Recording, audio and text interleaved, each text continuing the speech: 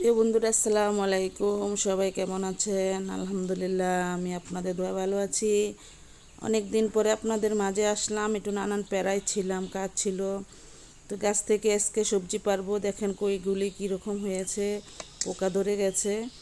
তো কই আমার অতটা ফেভারিট না। আমি সবজি গাছ লাগাই শুধু শাক সবজি খাওয়ার জন্য, শাক খাওয়ার জন্য। সবজি তেমন না। তো এখান থেকে অনেকেই নিয়ে খেয়ে ফেলছে। তো আজকে আমি একটু ভাজি করব আর মাংস রান্না করব, টক তরকারি রান্না করব।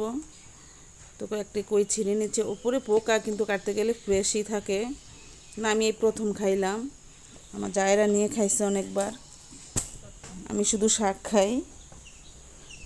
তো যাই হোক, চ্যানেলের অবস্থা খুবই খারাপ। কয়েকদিন ধরে ভিডিও দিতে পারছি না, একটু ঘরের কাজকর্ম নিয়ে ব্যস্ত। মিস্ত্রি নিয়েছিলাম, ঘরে ভাঙাচুরির কাজ চলছে, সেই জন্য আপনাদের মাঝে আমি ভিডিও দিতে পারি নাই। তার কি করা। তো কইগুলি নিচে থেকে ছিঁড়তে ভালোই লাগছে, কিন্তু উপরে কিছু ধরেছে, তাই আমি সিকা দিয়ে ছিঁড়ে নিচ্ছি। আপনারা ভিডিওটার সঙ্গেই থাকুন, দেখতে থাকুন।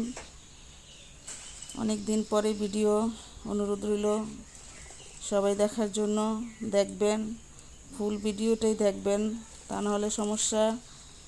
আশা করি ভালো লাগবে। এই যে একটা কই এখানে, এটা পুরাই ড্যামেজ হয়ে গেছে, মানে পুরা নষ্ট। তল্প কাটে ছিঁড়ে নিচে, আগার মধ্যে অনেকগুলি আছে। আমি একা, ছেলে মেয়ে কেউই বাড়িতে নাই, তাই আমার পক্ষে এই কয়টাই যথেষ্ট।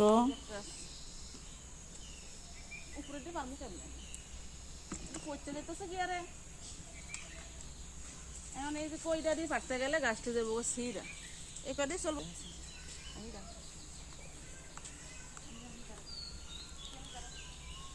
তো বন্ধুরা, দেখতেই পাচ্ছেন আমার বাড়ি ঘর এলোমেলো, ইট ভাঙ্গা চুরি এদিকে ওদিকে পড়ে আছে।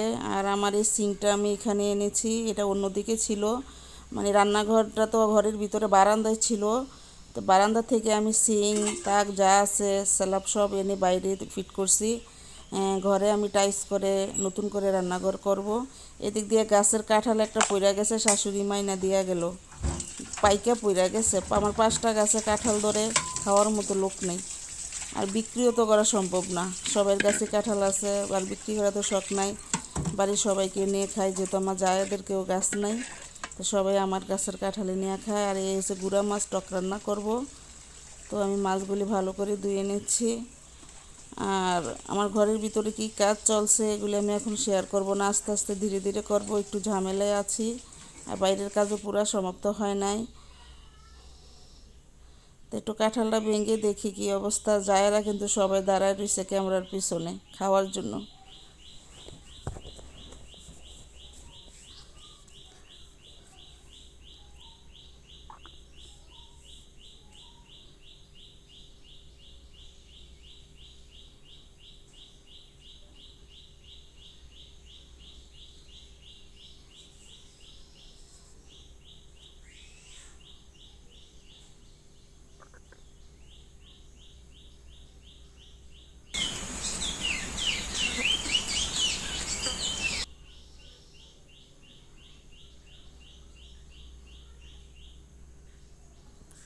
এই যে এসে বসে খাওয়ার জন্য, দেখেন এরা খাইতে পারে তো, এর ভাঙতে বলছে একজনও ভাঙে না।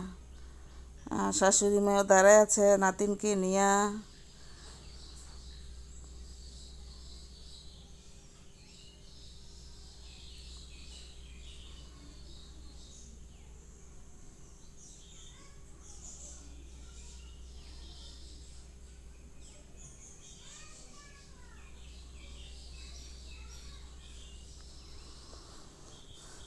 ঈদের ভিডিও তেমন দেখাতে পারি নাই, ওই যে বললাম একটু প্যারায় ছিলাম, মানসিক টেনশনেও ছিলাম।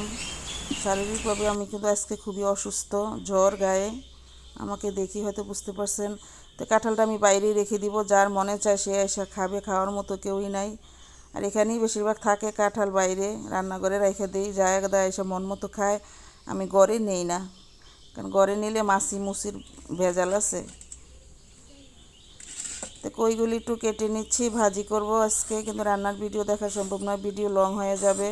আর শরীর অসুস্থ, জায়ের হাতে রান্না করাবো, তাই ওদের তো আর ক্যামেরার সামনে আনা যাবে না। পাকা বুড়ি এসে পড়ছে কাঁঠাল খাইতে।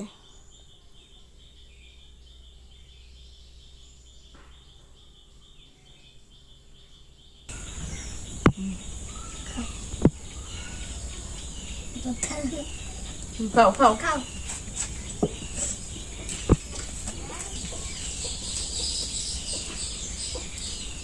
হ্যাঁ